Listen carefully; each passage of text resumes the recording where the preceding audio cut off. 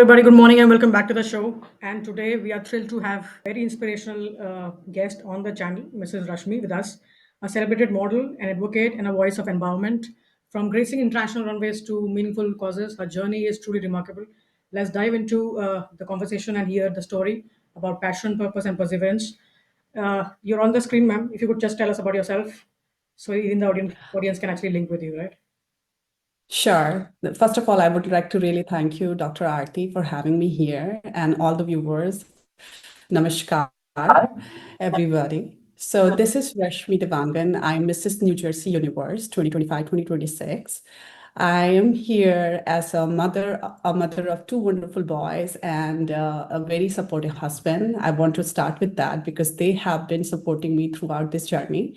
So I would like to first introduce them as well. And I'm by profession a lead software engineer working in IT firm and as SME of a product.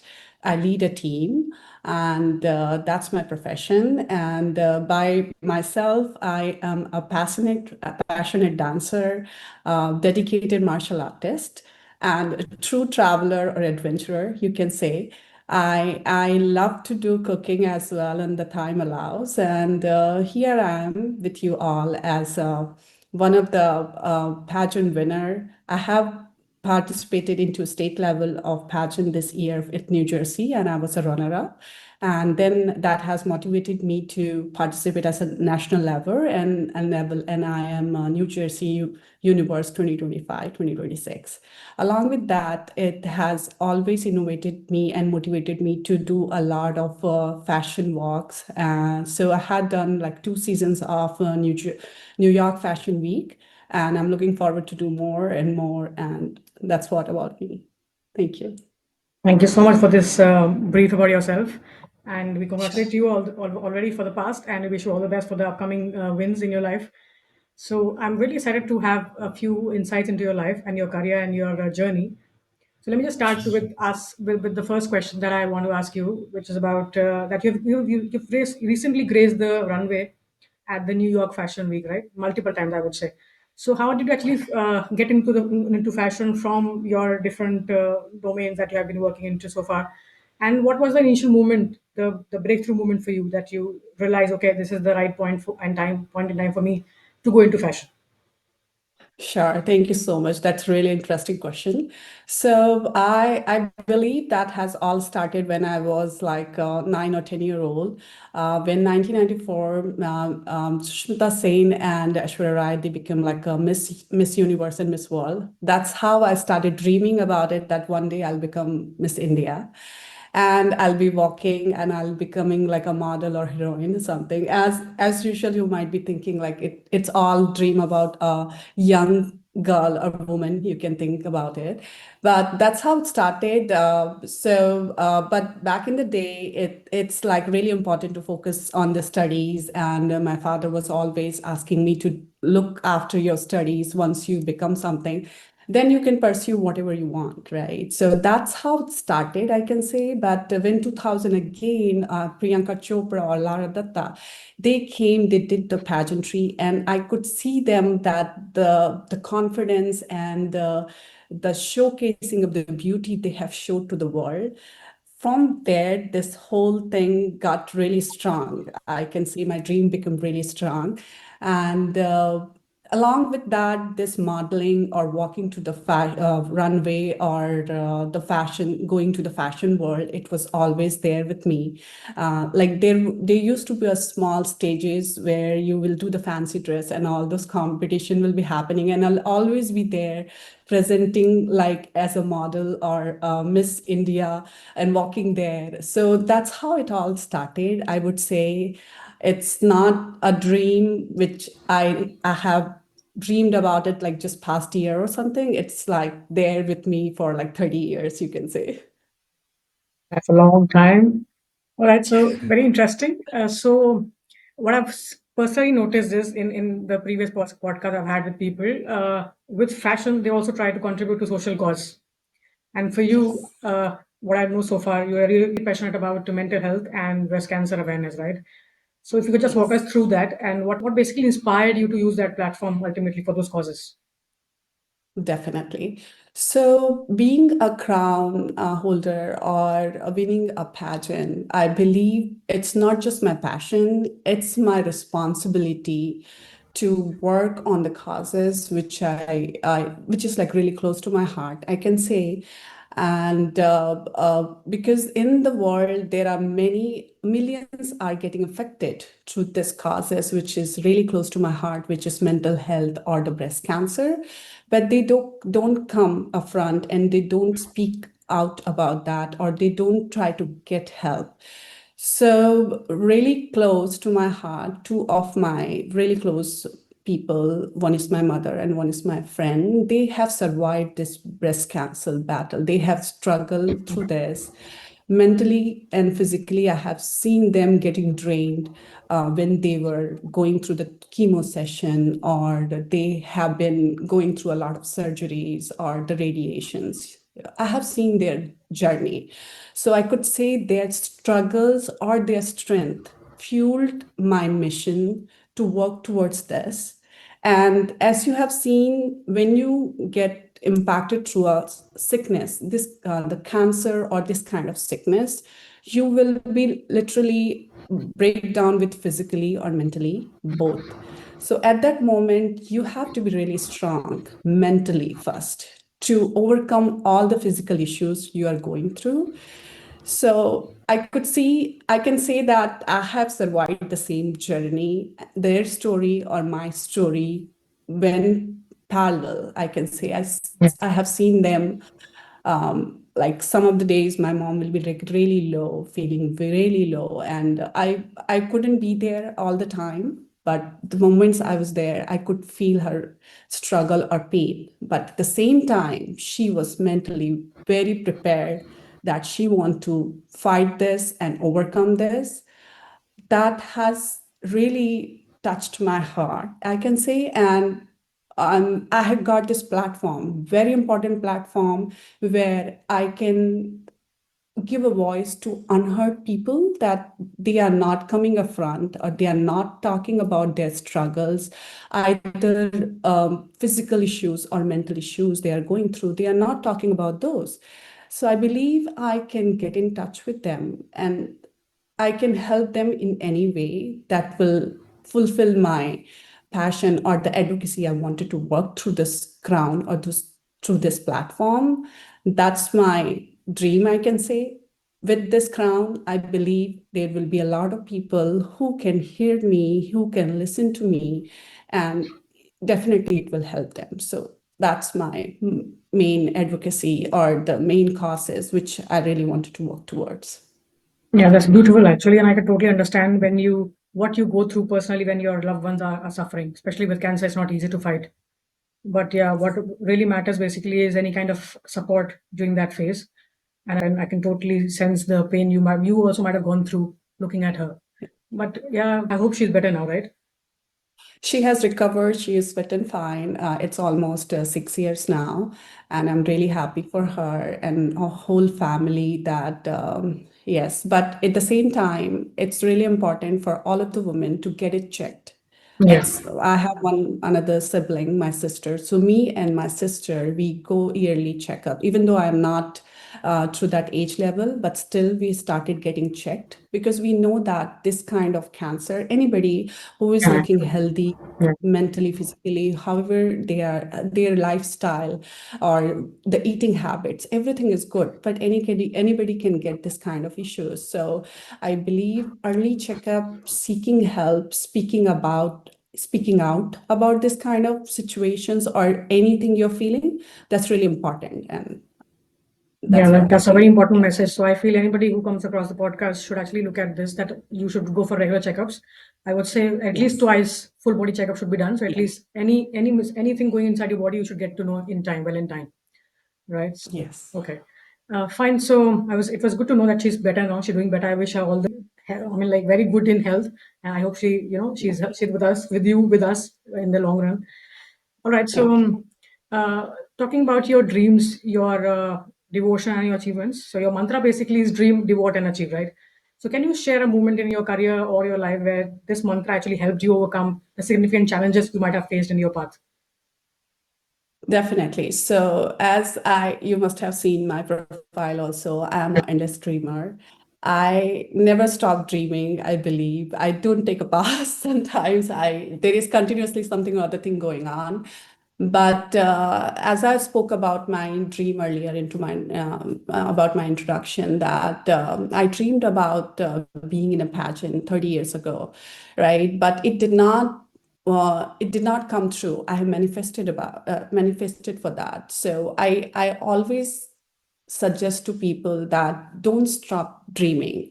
I believe in every other woman I have seen, they have some passion or they have some dream, but they keep that aside and work on other things, right? Because life happens, you have kids, you have family, you have job, you are busy into endless routine work. You don't even get time to think about it yourself. So that's how the dreaming part it is. But I when I think about myself, uh, seeing myself like past 9 months when I participated into this pageant, how I have devoted myself. I used to do gym like every 4 days in a week. I do the martial arts, so I try to do like 2 to 3 days to make myself fit and to have my body to that shape, to come into the shape. At the same time, I have to be mentally focused as well for my work, also day-to-day work which I'm doing.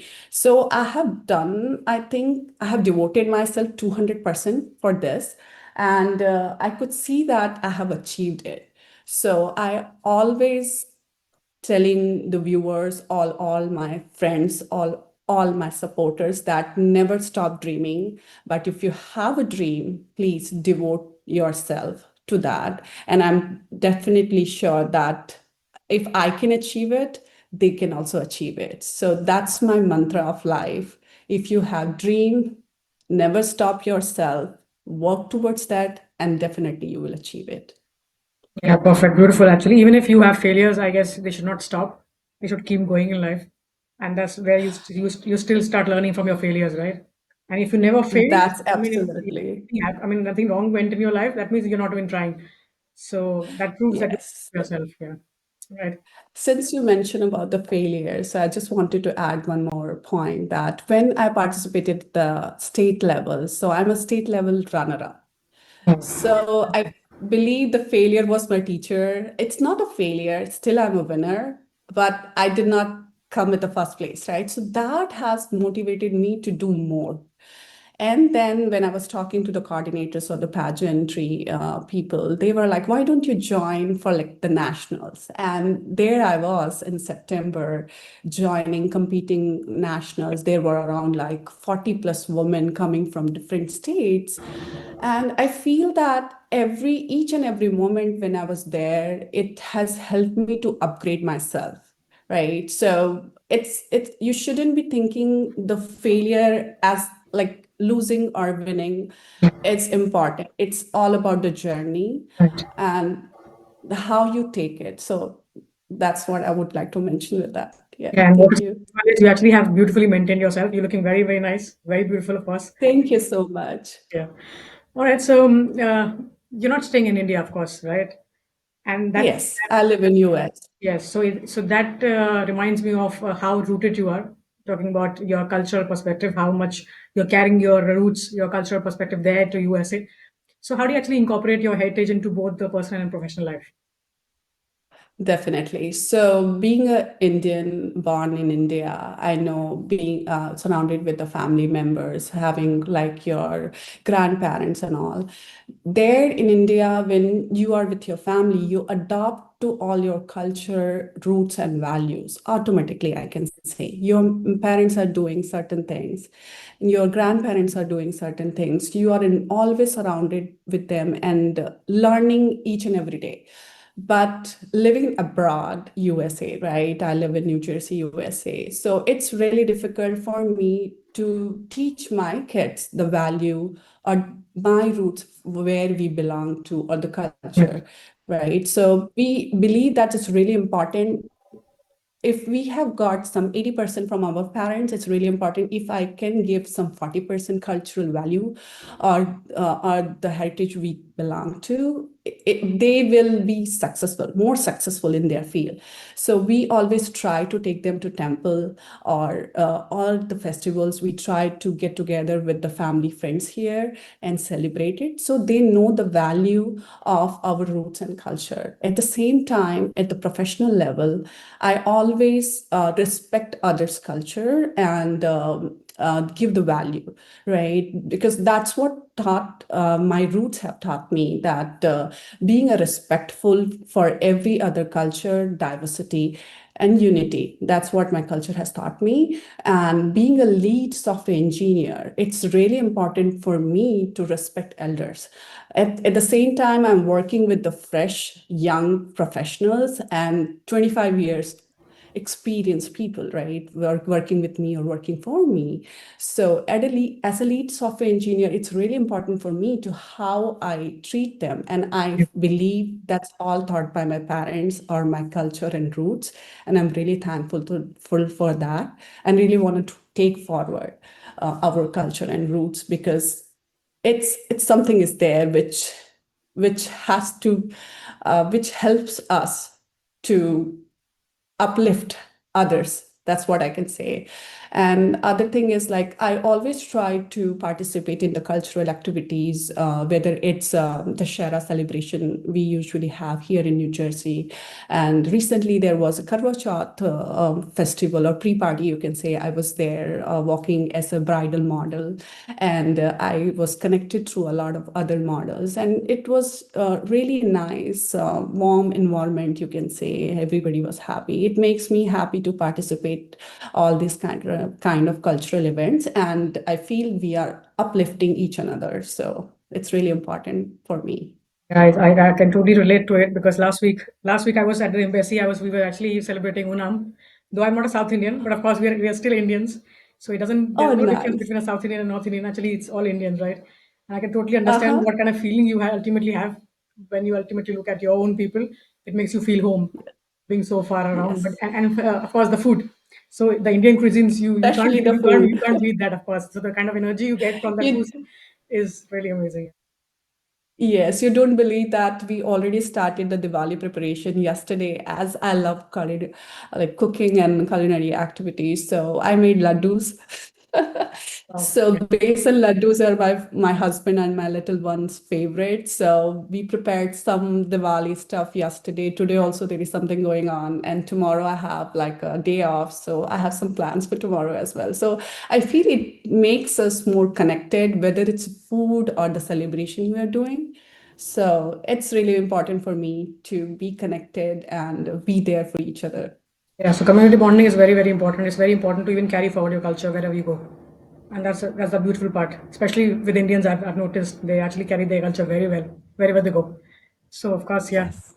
All right. So talking about your balance in life, because I could totally understand from your talk you have been doing a lot in your life. There's too much on the plate, and I don't know how much how can you actually handle so many talents at one shot. But yeah, so as somebody who has always been on the go, so balancing high profile events and advocacy about your work. So how do you actually prioritize your self care and mental health in your busy schedules? Thank you so much for this question. I believe, again, I would like to give almost like 100% credit to my husband, who is really supportive, who has supported me each and every step. I can say where I am right now. I'm talking to you, and he's taking care of my kids right now. So I would like to start with that. And then believe that taking care of yourself is not a luxury, it's a necessity. Because if I am not at the peace, mental peace, I don't think so I can be there for others. Right. Right. So at this point, for me, if I want to work towards some causes, it's my being well or my mental peace is really important. So I can say that I am surrounded with all of very good friends, I can say, who uplift me. I really am really thankful to them, and they are really supportive. And that is one of my stress buster, I can say, meeting them and having some good time talking about each and everybody's what they're going through and all. It's they are really supportive in that part. And being fit or motivated towards the work which I am doing, I believe it's really important to make a part, whether you wanted to do yoga or strength training or Pilates or anything. I always suggest all of my friends or all of my co-workers to adopt a lifestyle, including exercise. Any kind of exercise you want to do, you should do that. Given 30 minutes, you're giving your time to that, it will help you to keep focused on your work. So that's my mantra. So I never, ever miss my karate class. I can say I'm recommended black belt and looking towards to get black belt soon. So that's the another part. And I really like to dress up. So whatever occasion is there, I want to tell all the viewers that work on yourself however you want to present yourself, or it's the love. We have to have love to ourselves to spread Yeah. the love to others, right? So that starts from you. So that part I never ever miss, to dress up or be present or meeting people and be there for others when they need. And I believe that's how I'm achieving my mental peace, or to be there. That's what it is. I would like to say. Right. So self-care basically is very important, especially for mental health. I guess if we start doing our small part for ourselves first, there would be reduced cases of mental health issues because there are Yeah. many cases are coming nowadays. Every now and then on social media, you could see somebody suffering from anxiety, depression, all that. And of course, you Yes, can't underestimate the power of family and your friends, of course, because in case I mean that's true. you're very lucky in case you have somebody who can actually boost you and keep pushing, keep supporting. Because yeah, I mean they're all. I mean like a very close friend is a blessing actually. I could totally relate Yeah. with what are you talking about. All right, so beautiful. Yes. So now I One more point I wanted to add, please Dr. please Aarti, go ahead. that I would like to say all the viewers that start learning to say no also. If Right, you're not comfortable, or if you feel some negative feeling or is happening or something, please start saying no and make your circle in a manner that motivates you. right, Because being this like almost half of my life is already done, right? And I want my rest of the life peaceful. So right. it's really important for you to say no, whether you don't feel motivated or you're having a lot of negativity, or you are surrounded with the people who are not uplifting. I don't say that having like meeting people and all, I totally cut down to that, but you need to know that when it is affecting your mental health or peace, please say no. Yeah. Yeah, setting boundaries for yourself, taking care of yourself is very, very important, and no is a very important part of that. I guess we should also be teaching our kids also the same thing because so they grow with this kind of thought process. So they should learn to say Yes. no. Yeah. All right, Yes. so beautiful. Okay, so I actually want to know about your journey so far. What is your the next dream that you actually wish to attain in life? So what's about your say next year, 5, 10 years down the line? Where do you want to see yourself? And then what is next in your life so far? Sure, definitely. So I'm a person who never stops. I always there is something going on in my mind, but at the same time, I'm not a long-term planner, Dr. Aarti. I plan myself for like coming year, because there are some unfortunate activities happening in my life. So I always believe that living the present, Is very and time is now. So I don't plan for 5 to 6 years, okay. but I can say what is my current this quarter plan or next year plan. I can share that. So since this 2025 has started with all my journey participating in pageant and fashion and all. So I started from January. I was the first one to enroll myself for the state level of pageantry. I was number one contestant. So January to September, all I have given to my dream and my work. But this particular quarter, Q4, I have a lot of deliverables also as a lead software engineer. I have worked through my projects and also that is one focus. Plus, I wanted to give time to my family. It's a festive time. Yeah. Diwali is around the corner, and then soon we have like Thanksgiving here and the Christmas. So this quarter, this particular 3 months, I really wanted to devote myself to my family, my friends, who has helped me through this whole year of journey. And I can say Q1, Q2, I'll be back again with the bang. I have been working on a couple of projects, which is related to the fashion or the pageantry, and but I don't know what's next. But Q1 to Q2 definitely I'll be coming back with the bang. I can say that. But I would actually comment on this, on the way you're handling life, properly balancing every aspect of life. I mean, the festivity, community, your family, your passion, then again your health. And that's very, very, very nice, because sometimes we forget ourselves and we are not able to balance things properly, because of which again we face some health issues. So of course, and it's a very good conversation going on. I don't want to let you. I mean, like, I don't want you to go, but of course I understand you have a very busy schedule. So thank you so much for finding out time for us. It was very nice to talk to you. Nice to meet you also. And thank you for sharing your journey and wisdom with us. Your words were, I mean, they actually reminded me of thinking very boldly about your dreams and staying very devoted and keep achieving with grace the way you have been doing in your life. So I wish you all the best for Thank your coming years, for your present, for your future, and to have a lot of, I mean, like, walks on the runway to win in your life. Right. So thank you so much. I hope you didn't get bored with us. You enjoyed the show too, and I we'll look forward yeah. to have you in the future. Yeah. Yes, I thoroughly enjoyed this whole podcast, and I'm really thankful to you, Dr. Aarti, for giving me opportunity to talk to the viewers and talking to you. It's really important for me to come up front and speak about the causes which I really wanted to work, or speak about myself and connect with others. There might be people who are the same boat which I am, but they are not able to come out of that, right? So I hope I get them a chance or think about their dream and come up front and work towards that. And I really wanted to thank to all the viewers as well. And I wish everybody and you a very happy and prosperous Diwali. Thank you so much for having Thank me you so here. much. I'm sure they're going to take away a lot of things, a lot of motivation from you, of course, whosoever comes across this channel. And thank you so much. This platform basically is actually for people like you who can inspire the society somewhere around and talk about their contributions in life. So I really appreciate your Sure. time and nice to meet you once again. Happy Diwali. Take care. Have a good day. Thank you. And I'm looking forward to work with you again, Dr. Aarti. It was pleasure. Thank you so much. Thank you so much. Yeah. Take care. Thank you.